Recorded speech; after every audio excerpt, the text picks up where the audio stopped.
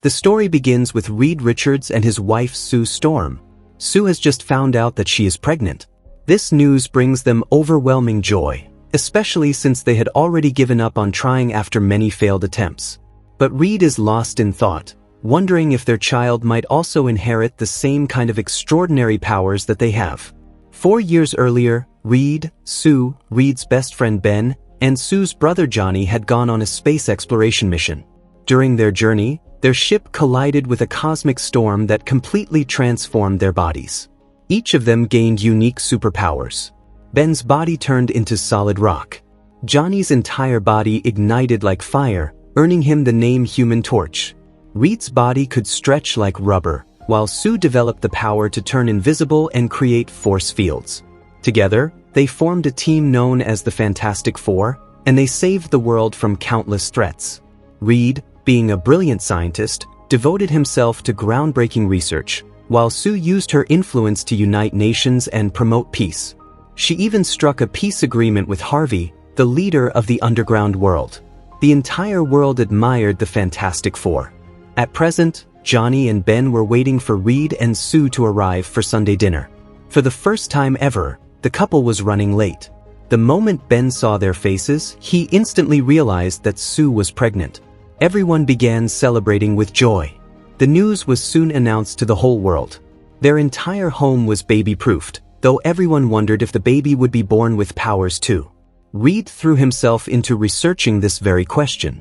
At the same time, they were receiving strange transmissions from space. Reed was also experimenting with teleportation, managing to teleport an egg, though the process consumed an enormous amount of energy. Later, Johnny began listening to the transmissions from space.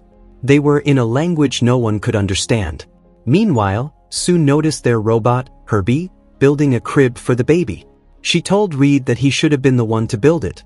But Reed said, "Look, I built this. With it, I'll be able to test whether the baby is normal or not." Sue, tired of endless testing, protested. She insisted that they had already done enough, and the baby was fine. To prove her point, she turned her body slightly invisible, showing Reed a glimpse of their unborn child, who appeared completely normal. Reed then went on a spree of rounding up petty criminals, almost as if he were baby-proofing the entire world. But just then, something from space arrived. Johnny approached and saw that it was a woman. The Silver Surfer appeared in Times Square and asked the Fantastic Four if they were the protectors of this planet. Sue answered yes. The Silver Surfer then revealed the truth. Their planet was doomed. Soon, Galactus would consume it. She told them to spend the little time they had left in happiness. Johnny followed her and managed to grab her board. She spoke to him in another language before flying away. Back in his lab, Reed studied more transmissions and discovered that several planets had already been destroyed. On each one, the Silver Surfer had been seen before their annihilation. Reed warned the team that they needed to reach Galactus before he reached Earth. Johnny, however, recalled that the Surfer had spoken to him directly. He said she had spoken with kindness, face to face. Everyone quickly realized that Johnny had developed feelings for her.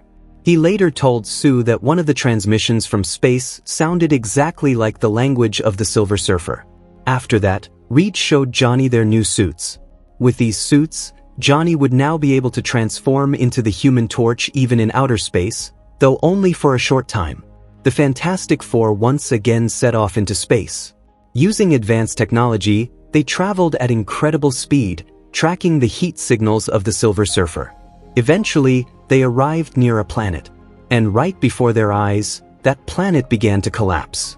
As they drew closer, Sue used her powers to make the entire team invisible. But even as they watched, the planet was completely destroyed. Galactus saw them as well, and their ship was pulled toward his. Inside Galactus's massive ship, the Silver Surfer appeared. She told them that Galactus wanted to meet them, but warned, "You should not have come here." Still, the Fantastic Four followed her to Galactus. On the way, Johnny asked her what exactly she had said to him that day. The Silver Surfer revealed that it was a blessing. She had told him, "Die with your loved ones." Soon, they stood before Galactus himself, a gigantic cosmic entity who devours entire planets to feed his hunger. The Fantastic Four were awestruck by his size and presence. Galactus looked down at them and asked, "Have you come all this way to beg me for mercy?" Reed replied, "We came to talk." Galactus answered coldly, "I will spare your world, but in exchange, I want your child. That child is destined to become a being of immense power, one who can take my place and free me." Reed tried to argue, insisting, "No, our baby is normal." But Galactus unleashed his cosmic powers, causing Sue unbearable pain. The baby was about to be born. In desperation, Johnny attacked Galactus, and the team scrambled to escape. But Johnny couldn't remain the Human Torch in space for long. Sue used her powers to hurl the Silver Surfer away. Somehow, they made it back to their ship, but the Surfer was right behind them. She even managed to reach dangerously close to Sue's baby. As they fled, Sue told Johnny, "Kill her. She's after your nephew." Johnny fired beams at the Silver Surfer, who narrowly dodged them. Meanwhile, Reed quickly entered coordinates for a nearby black hole into their spaceship. Soon they were at its edge. Reed explained the plan. They had to get dangerously close so the Surfer would follow them. It was a huge risk. He told Sue to cloak the ship with invisibility. As she did, part of their ship exploded right in front of the Surfer, near the black hole. The blast dragged her inside. The Fantastic Four slipped away from the side. And right there in the depths of space, Sue gave birth to their son. They named him Franklin. With their new family member, the Fantastic Four returned to Earth, where people celebrated the baby's arrival. Reporters immediately asked Reed how they had defeated Galactus. Reed replied, "We didn't. We only tried to talk. But Galactus demanded our child, promising to spare Earth if we gave him up. We refused." Meanwhile, Galactus declared, "I want that child. Within him lies infinite power." Now, Reed and his team were left questioning what to do. Reed admitted he had no solution. Galactus was stronger than anything they could imagine. Reed was terrified, admitting that for the very first time in his life, he had no solution. Johnny then showed Sue recordings of his conversations with the Silver Surfer. He explained, "Now that I know the meaning of one line, I can decode the rest of her messages." On Earth, fear spread like wildfire. People began to turn against the Fantastic Four, demanding they hand over the child. Crowds gathered outside their building, furious. Reed told the team, "The world is starting to hate us. And they're not wrong, because we have no plan. Right now, people only see one solution." Hearing this, Sue grew furious. "What are you saying?" she shouted. She cradled Franklin in her arms, tears in her eyes, trying to calm him down. She accused Reed, "I know exactly what's going through your mind." But Reed assured her, "No, I will never give my son to Galactus. My job is to think. I imagine terrible things so I can find solutions to them. And I promise you, I will fix this." Sue stepped out into the crowd with Franklin in her arms, declaring, "This is my son, Franklin."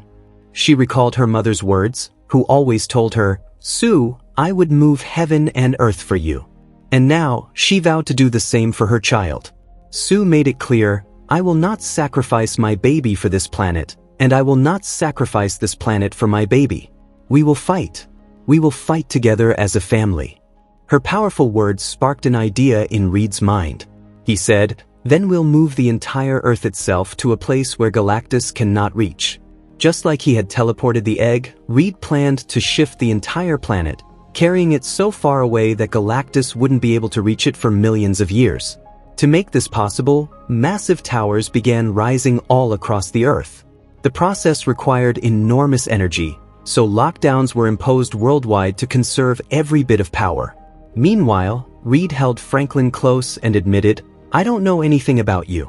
And now, I won't even try to figure it out. One day, you'll show me yourself."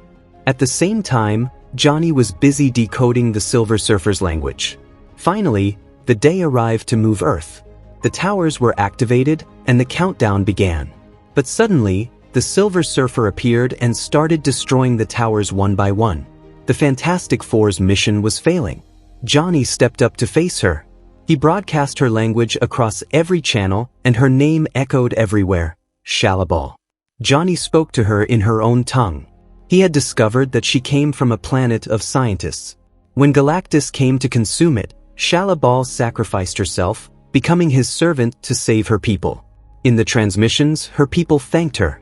But from all the other worlds she had visited, only cries of pain could be heard. Unable to bear those voices, Shalabal flew upward. Johnny chased after her and said, "This is my planet, and I'll protect it just like you once did. Take me instead of Franklin." But Shalabal refused.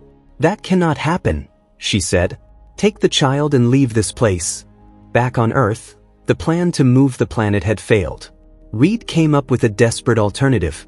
"We have to bring Galactus here," he said. "We'll lure him to Times Square and teleport him to a place from which he can never return." The plan required Galactus to be held within the towers for exactly 37 seconds. Ben asked, "And how do we get him there?" Sue immediately realized what Reed was thinking. He wanted to use Franklin as bait. Everyone protested, calling it a terrible plan. But Reed insisted, "It's the only way." Reluctantly, they began preparations. The entire area had to be evacuated. To make that happen, Sue convinced Harvey, the leader of the underground world, also known as Mole Man. She pleaded with him to shelter the surface dwellers underground for a short while, explaining that the whole planet was at stake. One by one, people began moving below the surface. And then, Galactus drew near to Earth. At the center of Times Square, Reed and Sue placed Franklin. Galactus descended from his ship and arrived in New York. He even paused to take in the scent of the Earth. Scanning the city, he quickly located Franklin. Marching through the streets of New York, Galactus reached Times Square.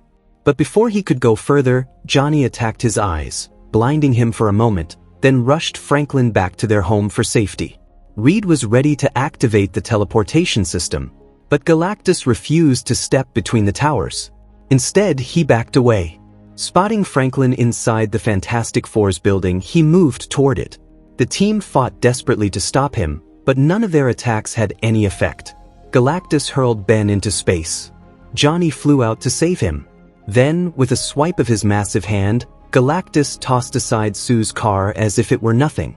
When Reed tried to strike, Galactus grabbed him like an insect, stretching his body painfully. Reed's suit tore apart as he screamed in agony. Just then, Johnny and Ben returned, pulling Reed to safety. But Galactus managed to seize Franklin. Sue saw her son in Galactus's grip, and she unleashed every ounce of her power to stop him. Driven beyond her limits, she forced Galactus backward, pushing him step by step toward Times Square.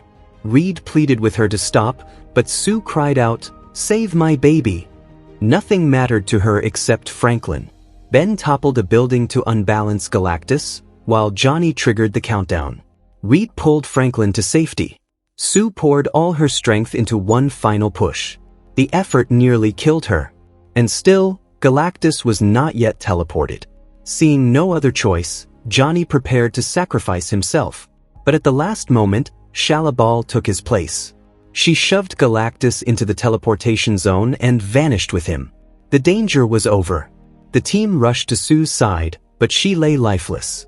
Reed tried giving her CPR again and again, but nothing worked. Ben placed a hand on Reed's shoulder, telling him it was no use. Franklin began to cry. Reed gently set him down on Sue's chest. And then, before their eyes, Franklin's hidden powers awakened. He brought his mother back to life. Sue stirred, her breathing returning. Little Franklin clapped his hands with joy. And so, the story found its happy ending. But friends, there was a mid-credit scene.